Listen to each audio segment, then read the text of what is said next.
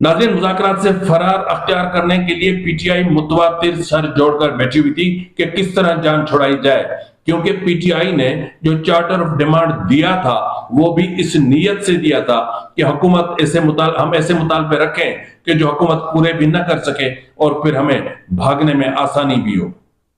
मुज़ाकरात का रास्ता बंद किया जाता है, लेकिन कंडीशनल बंद किया जाता है। अनकंडीशनल मुज़ाकरात का रास्ता बंद नहीं किया जाता। तो जो इनकी जो कोर कमेटी, पॉलिटिकल कमेटी और लीगल कमेटी की जो मीटिंग्स हुई, उन मीटिंग्स में उस ऑर्डर पर गौर किया गया जो है वो 190 मिलियन पाउंड केस में सजा सुनाए जाने के बाद इमरान खान ने पीटीआई की लीडरशिप को दिया था।